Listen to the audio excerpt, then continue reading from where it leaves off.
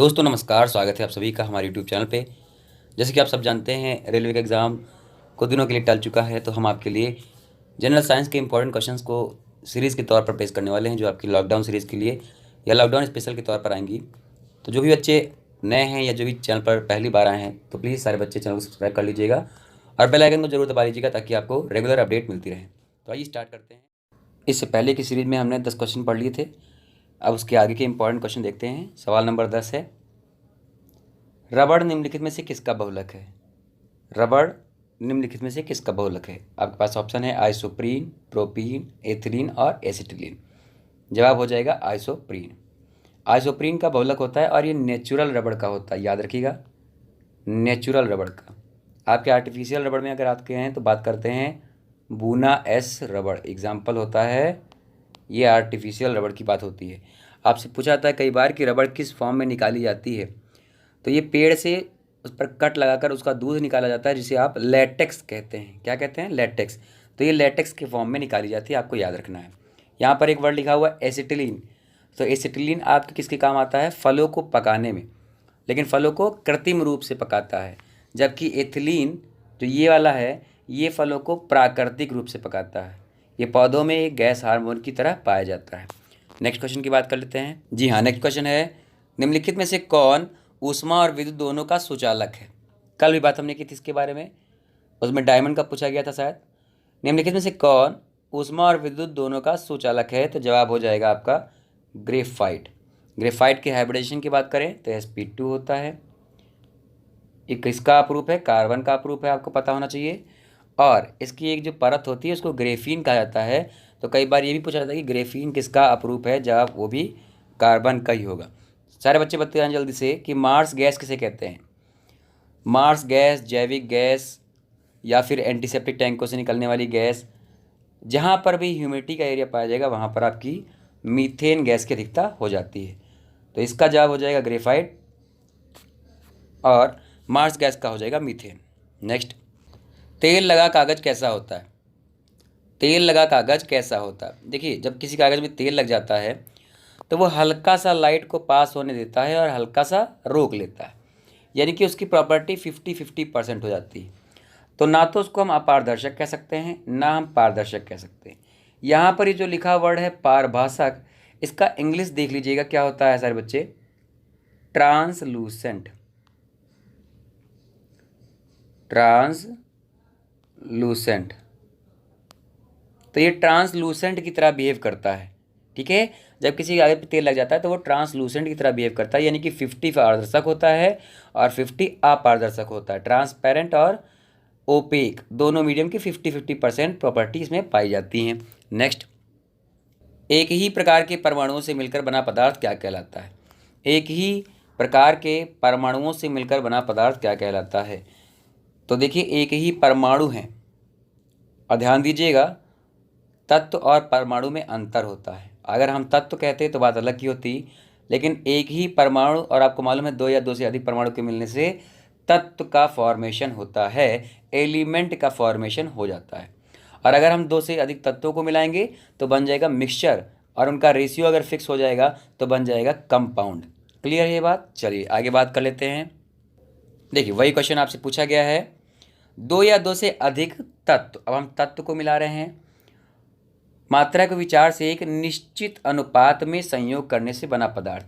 तो जब ratio fix होता है तो उसे हम कंपाउंड कह देते हैं, और अगर रेशियो फिक्स नहीं है तो उसको हम मिक्सचर कह देंगे। जैसे जैसे अगर मैं कहता हूँ NH3, यहाँ पर रेशियो 1:3 का है, तो ये फिक्स है, इसको कंपाउंड कहेंगे। जबकि एयर में काफ़ी सारी गैसें मिली हुई हैं परसेंटेज के फॉर्म में, तो उसका रेशियो फिक्स नहीं है, इसीलिए हम इसको मिक्सचर कहते हैं। क्लियर? नेक्स्ट, दो या दो से अधिक शुद्ध पदार्थों को किसी भी अनुपात में मिला देने से बना पदार्थ क्या होता है? अब देखिए, फिर से तत्व मिलाए गए हैं लेकिन किसी भी रेशियो में हैं, तो जवाब मिक्सचर हो जाएगा, मिश्रण हो जाएगा।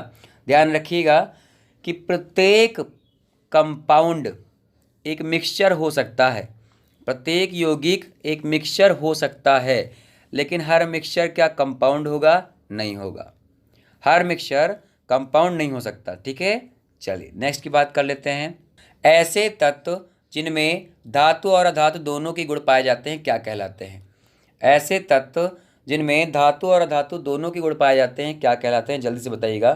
तो धातु और अधातु दोनों के पाए जा रहे हैं, जैसे कि आपका कार्बन ब्लॉक के एलिमेंट, सिलिकॉन वगैरह, ये सब उपधातुएं कहलाती हैं। ये सब उपधातुएं कहलाती हैं।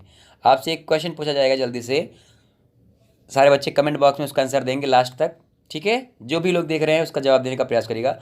ऐसा कौन सा ब्लॉक होता है एसपीडीएफ में? आपके पास S block, P block, D block, F block है, तो उसमें कौन सा ऐसा ब्लॉक है जिसमें मेटल, नॉन मेटल और मेटलाइट तीनों आते हों?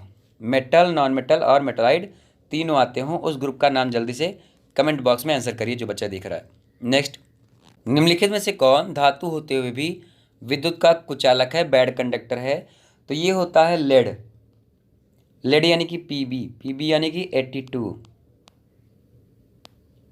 ठीक, एक क्वेश्चन बहुत इंपॉर्टेंट है, याद रखिएगा। ऑटोमोबाइल से निकलने वाले धुएं में कौन सा एलिमेंट पाया जाता है? तो ऑटोमोबाइल से जो गैस निकलती है वो होती है कार्बन मोनोऑक्साइड, और जो एलिमेंट होता है वो होता है लेड यानी कि पीबी। नेक्स्ट, निम्नलिखित में से किस अधातु में धातुई चमक पाई जाती है? निम्नलिखित में से किस अधातु में धातुई चमक पाई जाती है? आयोडीन, ग्रेफाइट, ए और बी दोनों, या इनमें से कोई नहीं? आपका जवाब हो जाएगा ए व बी दोनों में ही अधातुई चमक पाई। देखिए, अधातु मतलब नॉन मेटल, दोनों ही नॉन मेटल हैं, आपको पता है, तो सिंपल से आंसर कर सकते थे आप। क्लियर? नेक्स्ट, निम्नलिखित में से कौन एक यौगिक? निम्नलिखित में से कौन एक यौगिक? तो पारा एलिमेंट है, Hg का एटॉमिक नंबर होता है 80 यानी कि 80। वायु मिक्सचर है, ओजोन ऑक्सीजन का एलोट्रोप कह सकते हैं आप, NH3 आपका कंपाउंड हो जाएगा, अमोनिया। क्लियर है? आइए अगला सवाल देख लेते हैं। निम्नलिखित में से किस पदार्थ में ऑक्सीजन नहीं है? तो देखिए, जवाब आपका हो जाएगा मिट्टी का तेल, केरोसिन। केरोसिन में ऑक्सीजन नहीं पाई जाती, यही कारण है कि सोडियम को आप केरोसिन में रखते हैं, क्योंकि सोडियम पानी में रखते हैं जब, तो वो पानी के अंदर उपस्थित ऑक्सीजन से रिएक्शन कर लेती है, हाइड्रोजन की बात नहीं करते हैं। और हमारे केरोसिन में ऑक्सीजन नहीं पाई जाती, या बहुत कम पाई ही नहीं जाती आप कह सकते हैं, ठीक है? इसीलिए हम सोडियम को इसमें रख सकते हैं। क्लियर? अगला सवाल देख लेते हैं। वायु क्या है? यौगिक, मिश्रण, द्रव, विलयन। वायु क्या है? जल्दी से बताइए सारे बच्चे कमेंट करके। यौगिक, मिश्रण, द्रव या विलयन? तो आपका जवाब हो जाएगा मिक्सचर। वायु मिक्सचर है, अभी बताकर आ रहे हैं हम लोग। क्लियर? आइए अगला सवाल देख लेते हैं। बहुत सेलेक्टेड क्वेश्चन है आपके एग्जाम के लिए, और बिल्कुल जीरो से उठाए हुए हैं। धीरे धीरे पूरी सीरीज आपके पास लाएंगे, कठिन सवालों से लेकर आसान सवालों तक। बने रहेंगे चैनल के साथ, मज़ा आ जाएगी आपको। स्टेनलेस स्टील क्या होता है? स्टेनलेस स्टील क्या होता है? तो स्टेनलेस स्टील होती है मिक्सचर। मिक्सचर इसमें किसका किसका होता है? देखिए, आपको मालूम है इसमें सर जी क्रोमियम मिलाते हैं हम, और इसमें 2% या लेस देन 1.5% कार्बन भी होता है। ठीक है, क्रोमियम और कार्बन। क्रोमियम का काम क्या है यहाँ पर? कठोरता देना, और भी होते हैं लेकिन ये दोनों होते हैं क्योंकि इनका यूज़ करते हैं। क्रोमियम का काम होता है यहाँ पर कठोरता देना, जबकि कार्बन का काम क्या है? हल्का सा उसको तन्यता में कमी दिखाई पड़ना, है ना, ज़्यादा इजीलिए बेंड नहीं हो पाता, यही काम है कार्बन का। आइए अगला सवाल देखते हैं यार। निम्नलिखित में से कौन ना तो तत्व है और ना ही यौगिक? ना एलिमेंट है ना कंपाउंड है, मिक्सचर तो हो सकता है ना। तो आपका पारा क्या है? तत्व। जल क्या है? H2O है, यह आपका कंपाउंड हो जाएगा। सोडियम क्लोराइड भी आपका कंपाउंड है, लेकिन वायु मिक्सचर है, तो ये आपका जवाब सही हो जाएगा। आइए लास्ट क्वेश्चन की तरफ बढ़ते हैं। पदार्थ का चतुर्थ अवस्था किसे कहा जाता है? जल्दी से, पदार्थ की चतुर्थ अवस्था किसे कहा जाता है? तो पदार्थ की 5 अवस्थाएं आपको पता होती हैं, सॉलिड, लिक्विड, गैस, प्लाज्मा और बोस आइंस्टीन।